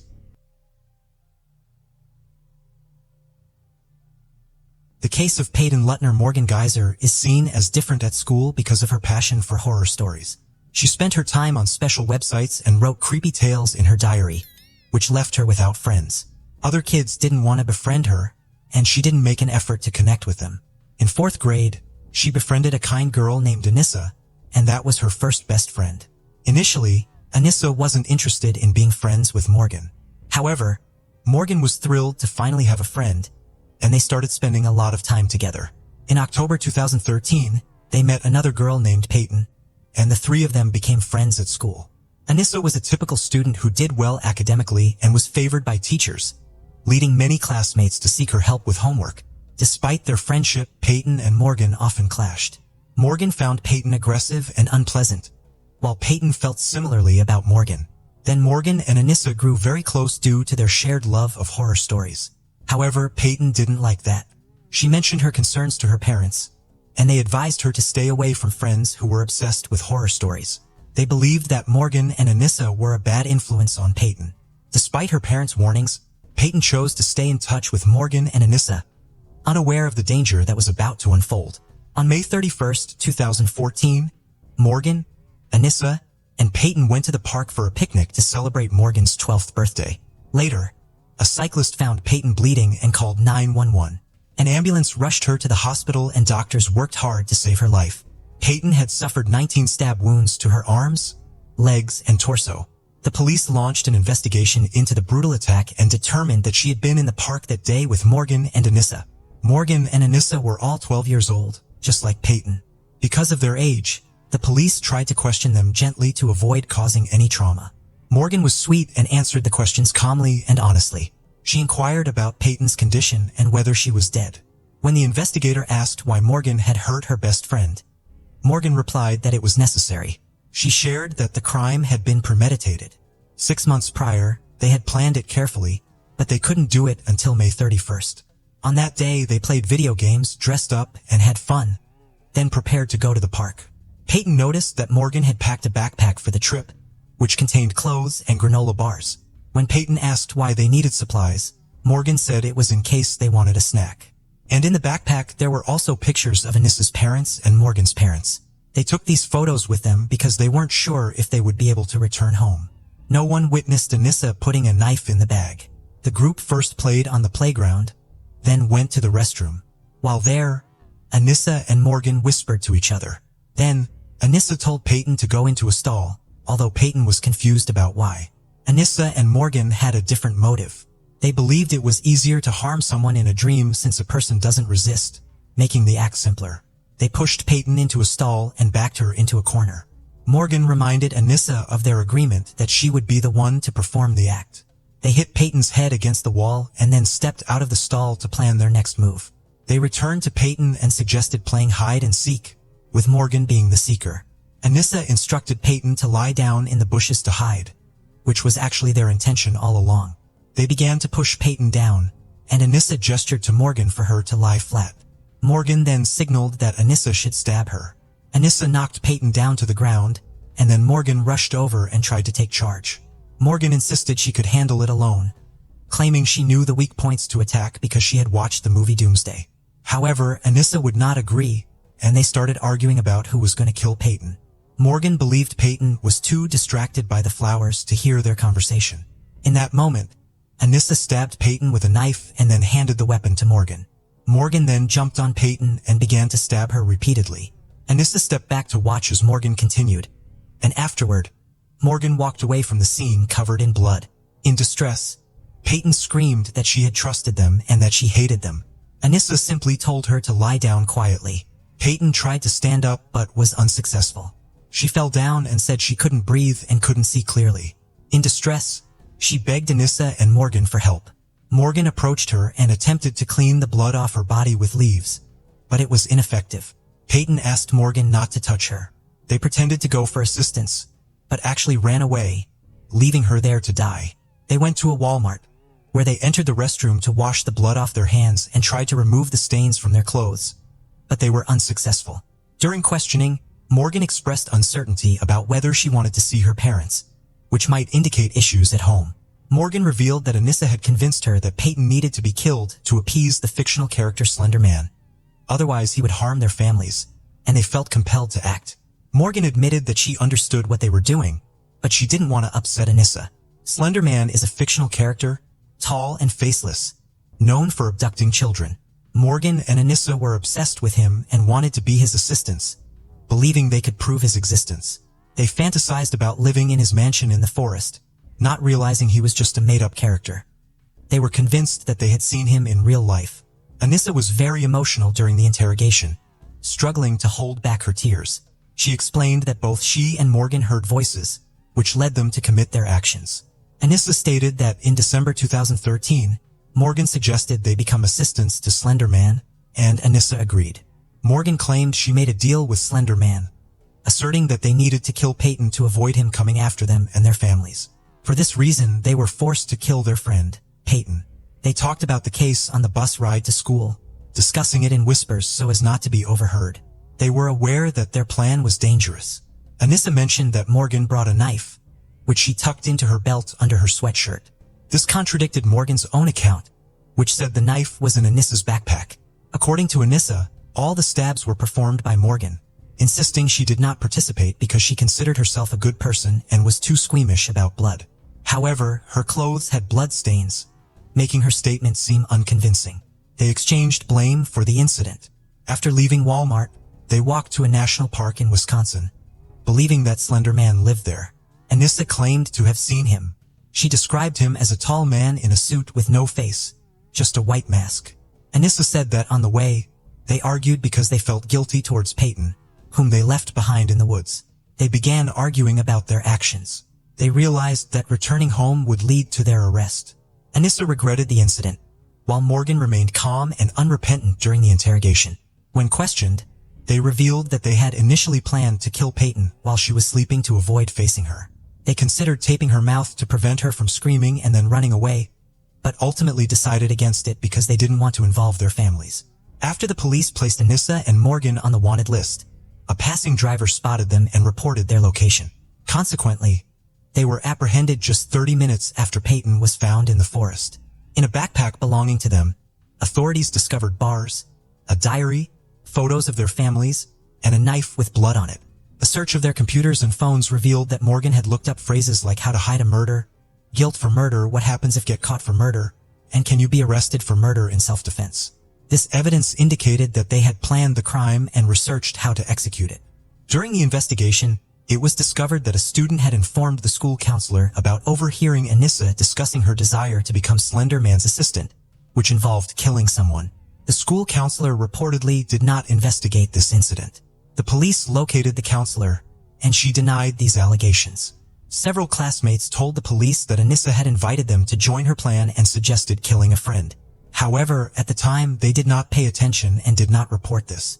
They now felt guilty for not reporting her to the authorities sooner. On Anissa's phone, a breakup message was saved in the archive, with a dispatch date of May 28th. The message said that her final wish for those who cared about her was not to be saddened by her absence. She expressed that she loved them and would not harm them. She wished for all her belongings to go to her parents and sent her best wishes to everyone who knew her. In school lockers, drawings depicting bloody characters, knives, and Slender Man were discovered. After realizing Anissa and Morgan had abandoned her and no one was coming to help, Peyton didn't give up. She used all her strength to crawl out onto the road to seek help, and eventually, a cyclist discovered her. Due to the intense pain, she could not speak and could only nod. She was nearly unconscious. She suffered life-threatening injuries, including one just a few millimeters from her heart. Then she was taken to intensive care and doctors managed to save her life. Once she regained consciousness, she underwent a long recovery process, both mentally and physically. She often has nightmares about her friends and is always in a state of anxiety. She recalled that before stabbing her, Morgan expressed regret, stating that this was the only way to save her from Slender Man, who was supposedly stalking her. Morgan's parents and Anissa's parents were aware that their daughters were interested in Slender Man and other horror-themed characters, but they did not see any issues with this interest. However, they were unaware of the deep fear their daughters had about Slender Man, so they took no action. Teachers characterized Morgan as a peculiar, quiet girl who preferred to be alone, and her classmates often chose to avoid her. One day, Morgan ran through the school claiming that Snape from Harry Potter was stalking her, but others dismissed it as just a fantasy. On another occasion, students saw her in the bathroom with blood on her fingers, which was alarming. A teacher reported this to Morgan's mother, who responded that her daughter had simply been watching too many scary stories. The teacher then advised Morgan to stop watching horror tales, but she ignored this advice. Later, she brought a hammer to school, which was noticed when it fell out of her locker. When she was called to the principal's office, Morgan claimed she needed the hammer. Morgan's mother was notified by the teacher about her daughter's concerning behavior, but she didn't take the issue seriously. Morgan's classmates noticed that she carried a diary in which she wrote her thoughts, including unsettling content about death, that frightened them. The teacher raised the matter with her mother again, but she dismissed it. 12-year-old Morgan Geyser and her friend Anissa were charged with attempted first-degree murder.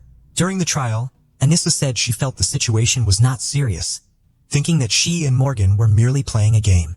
She didn't understand the gravity of their actions until Morgan began to stab Peyton. Anissa stated that she didn't intend to hurt anyone. Her goal was to prove the existence of Slender Man and find different ways to do so. They were scared that if they didn't go through with their plan, Slender Man would come after them, which drove their actions. Anissa and Morgan felt deep remorse for their actions.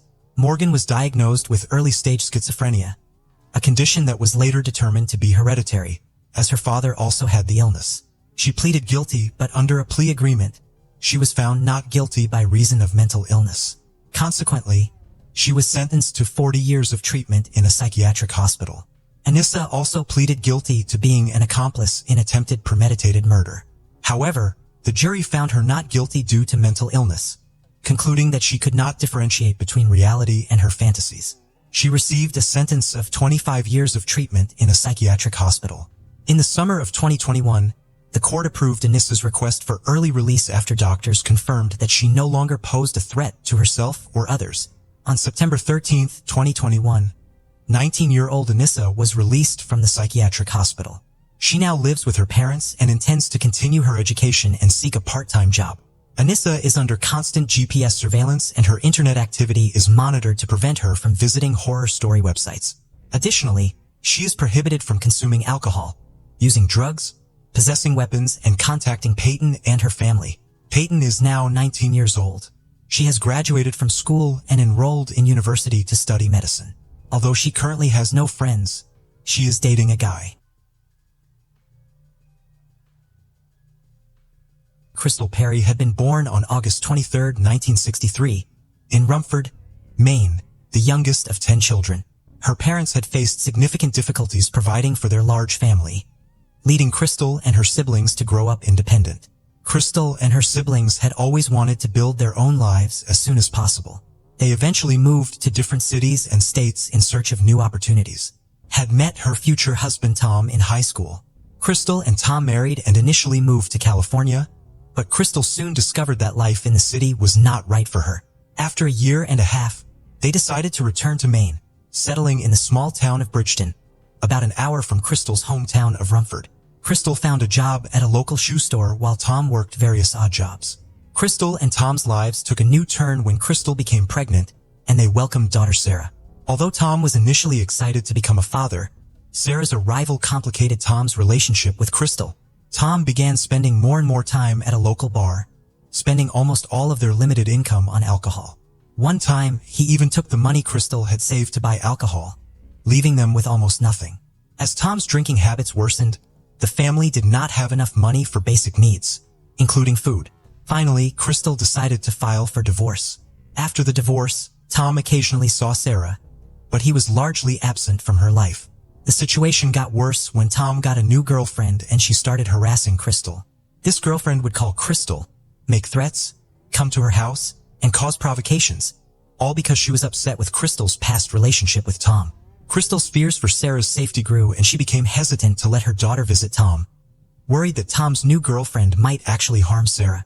Crystal moved in with her mother and worked hard to save enough money to buy her own house. After years of saving, she bought a small house near a peaceful lake on the outskirts of Bridgerton, was excited to provide a stable and loving environment for her daughter, Sarah. Crystal prioritized giving Sarah the attention and love she deserved. In their free time, Crystal and Sarah enjoyed spending quality time together, often watching movies or chatting with each other. One day was like any other day. Crystal went to work and Sarah went to school. They had their usual dinner together, and Crystal carried Sarah to bed. However, a few hours later, Sarah's peaceful night was broken by a loud scream that startled her. At first, she thought Crystal was arguing on the phone, but it quickly became clear that there was something much more serious going on with Crystal. Crystal had been screaming loudly in the kitchen, causing Sarah to fear that her mother was being attacked. The bedroom door had been slightly open, but the kitchen was out of sight. Stiff with fear, Sarah could not move or make a sound. As she listened, she heard footsteps approaching, making her think that the next attacker would come for her. Feeling scared, she quickly hid behind the bed. However, the footsteps stopped and Sarah heard the sound of a kitchen drawer opening, followed by the clatter of someone rummaging through utensils. Crystal's screams continued, filled with pleas for mercy, until she was stabbed. With each stab, Crystal's voice grew weaker. Sarah realized she could do nothing and would likely be killed as well. After her mother's screams stopped, she left the room and went into the kitchen, where she witnessed a terrible scene. Her mother lay in a large pool of blood covering the floor. Confused, Sarah asked her neighbors for help and eventually found an Italian restaurant whose owner lived in an adjacent building.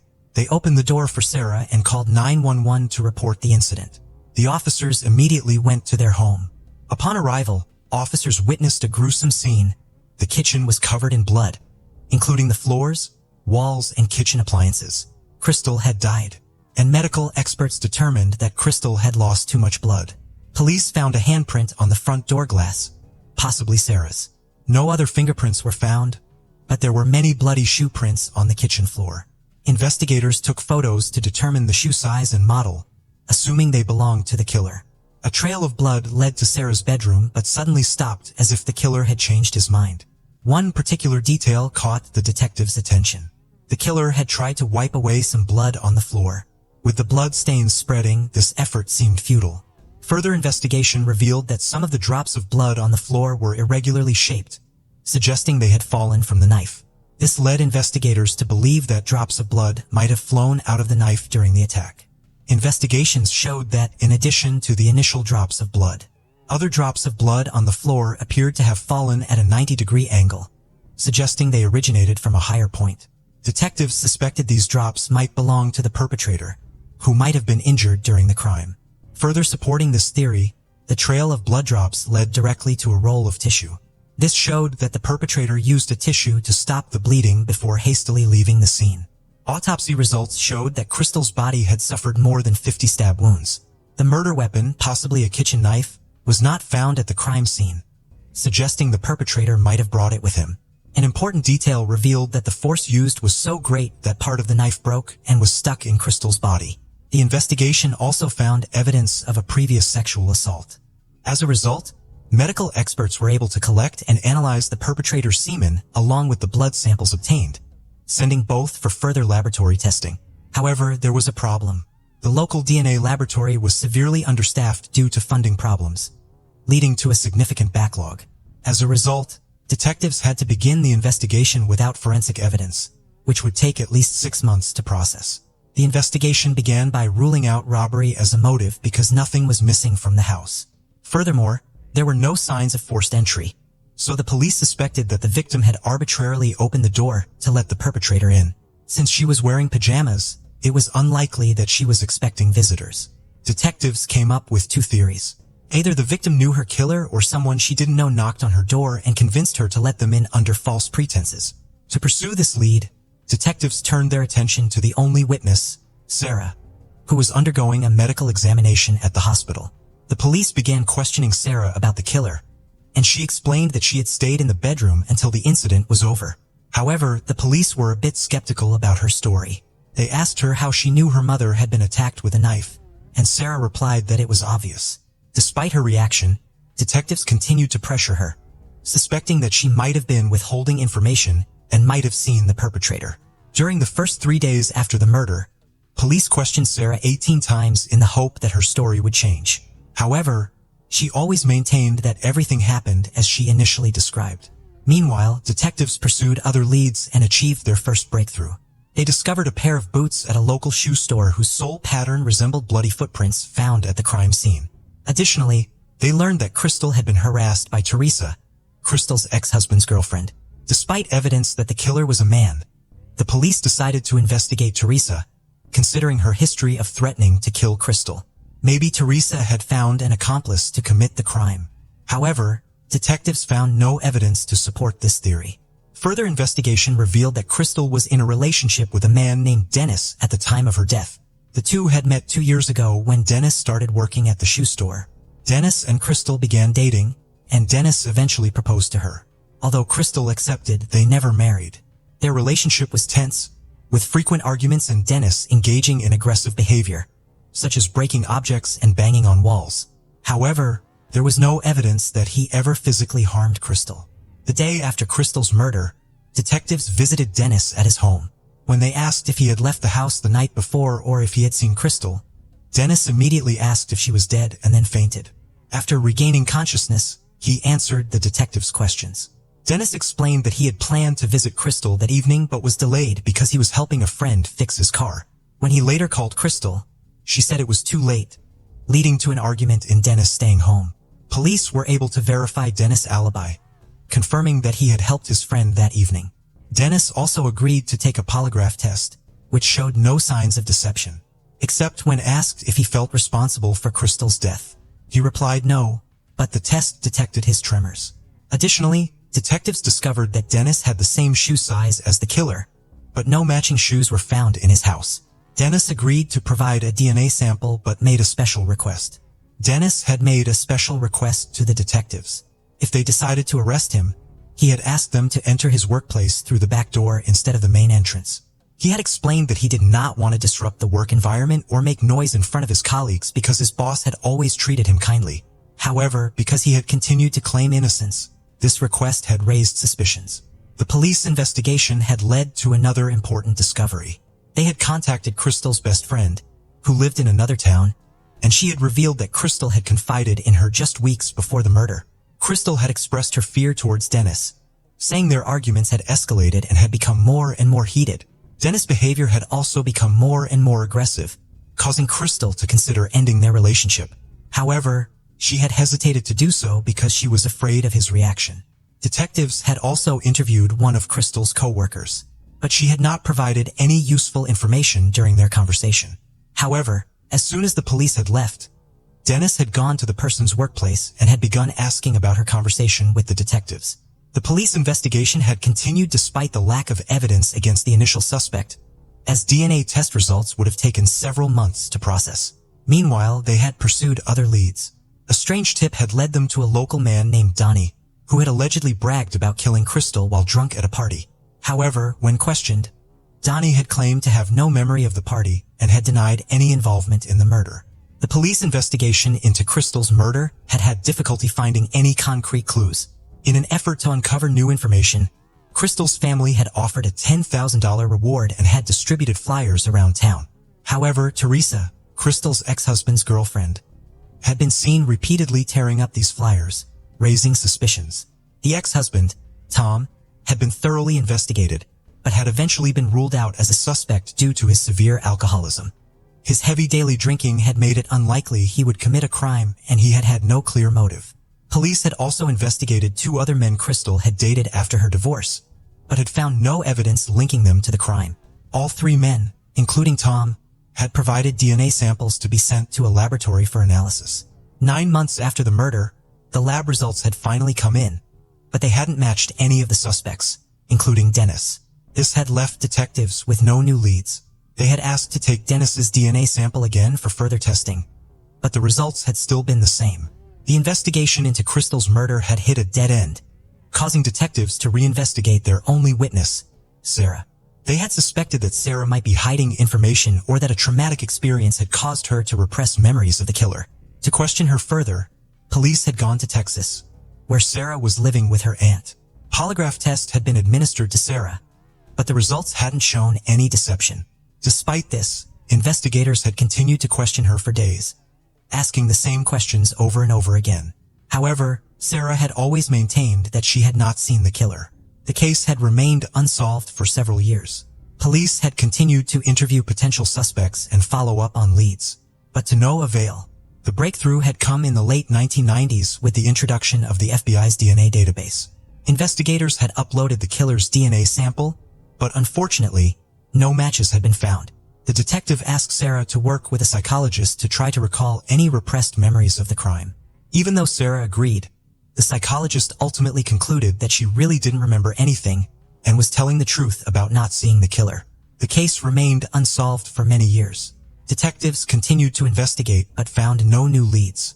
This changed in 2006 when a surprising development occurred. A DNA sample was entered into the FBI database, and it matched blood and semen left at the crime scene where Crystal was killed. The DNA belonged to a man named Michael Hutchinson, who was never suspected in the case. Detectives discovered that in 2003 Hutchinson was arrested for assault and threatening with a weapon, resulting in a sentence of 6 months in prison and 3 years of probation. During his arrest, a DNA sample was collected, but it was not uploaded to the FBI database at the time. It was instead stored in a laboratory. 3 years after the initial DNA sample was taken, Michael was arrested for drunk driving with his children. He was released on bail but failed to appear in court, leading to jail time. Ironically, Michael was arrested on the day of the wedding and put in a prison cell. His DNA sample was retrieved and quickly uploaded to the database. The detective contacted Sarah, informing her of the development but asked her to keep the information confidential until formal charges were filed. When asked if she knew the suspect, Sarah replied that she did not. Given that Michael was already in custody, the detective carefully built the case to prevent any possibility of him evading punishment. Further investigation revealed that at the time of the murder, Michael lived in Bridgerton, just 2 miles from Crystal's residence. When he was 19, Michael lived near the Italian restaurant where Sarah called the police. He regularly drove to his mother's house, which was just a short distance from Crystal's, meaning he often passed by her residence. The detective discovered that Michael could have easily encountered Crystal multiple times before the murder.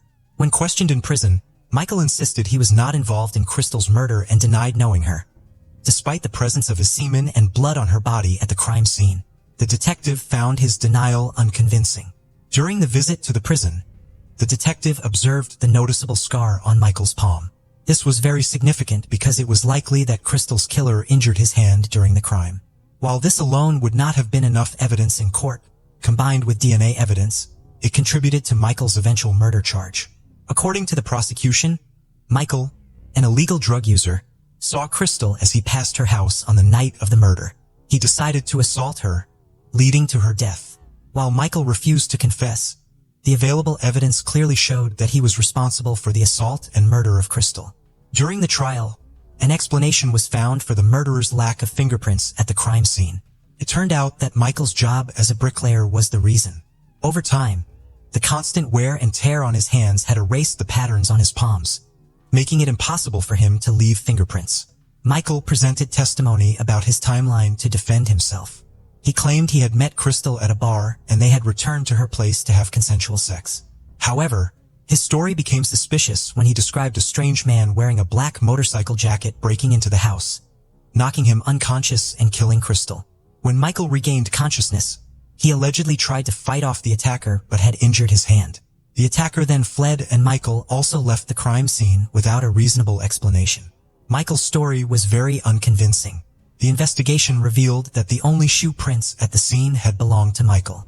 If his story was true, the intruder would have had to take off his shoes before entering the house, which still wouldn't have explained the lack of other marks on the floor. Furthermore, no witnesses had come forward to confirm that Crystal had been at the bar with Michael. The trial ended on April 9, 2007, with Michael being unanimously found guilty. As a result, he received a life sentence without the possibility of parole and remained incarcerated. Sarah's life was deeply affected by her mother's death, but she found the strength to move forward with time. She pursued further education, became a writer, and wrote a book about her mother's murder.